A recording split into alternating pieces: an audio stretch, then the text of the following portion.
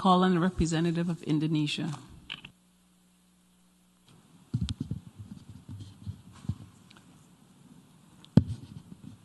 Madam President, I'm taking the floor to exercise Indonesia's right of reply to the statement made by Vanuatu. It is shameful that this single country continues to have excessive and unhealthy obsession about how Indonesia should act or govern itself. Frankly speaking, I'm confused. How could a country try to teach others while missing the point of the whole fundamental principles of the United Nations Charter? Let me tell them the following. To do what is right is to respect the principles of non-interference in the domestic affairs of other countries. And to do what is right, it is to respect the sovereignty and territorial integrity of other countries. So until you have done so, please keep the sermon to yourself. Madam President, the President of Indonesia stated a few days ago in this great Hall of Nations, and I quote, "We must promote a win-win approach in building relations among states that is mutually beneficial," unquote.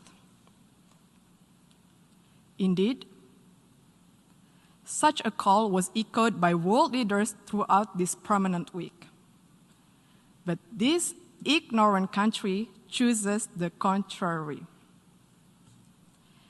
At times of an emergency health crisis and great economic adversity, it prefers to instill enmity and sow division by guising their advocacy for separatism with flowery human rights concern. Indonesia, comprising of more than hundreds of ethnic groups, a diverse and multicultural nation with thousands of tribes and hundreds of local languages, spreading across more than 17,400 islands, is committed to human rights. We value diversity, we respect tolerance, and everybody has the same right in this third largest democratic country in the world. We have also promoted and protected human rights where each individual has the same rights under the law.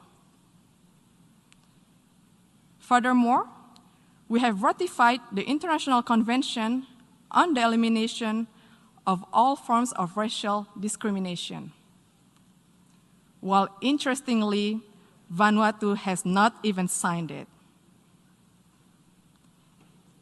And how could one talk about promoting the right of indigenous people when it does not even sign the International Covenant on Economic, Social, and Cultural Rights, the core human rights instrument? This actually raises the question, do they really care about indigenous concern? More importantly, Vanuatu has not signed and ratified the Convention Against Torture and Other Cruel, Inhuman, or Degrading Treatment or Punishment.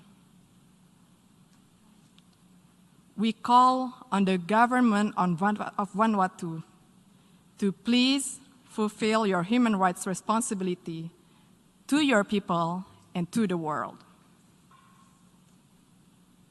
Madam President, the accusation of human rights is typical, a tall tale that they sell and stage over the years in the hall. Let me tell them, you are no representation of the people of Papua, and stop fantasizing of being one. Papuans are Indonesians. All of us play an important role in the development of Indonesia, including on the island of Papua. Madam President,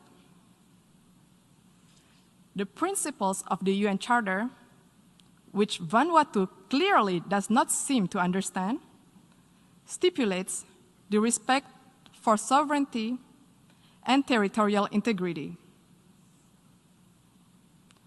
Indonesia will defend itself against any continuing advocacy of separatism conveyed under the guise of artificial human rights concern. The provinces of Papua and West Papua are irrevocable parts of Indonesia since 1945. It has also been firmly endorsed by the United Nations and the international community decades ago. It is final, irreversible, and permanent. I thank you, Madam President. Before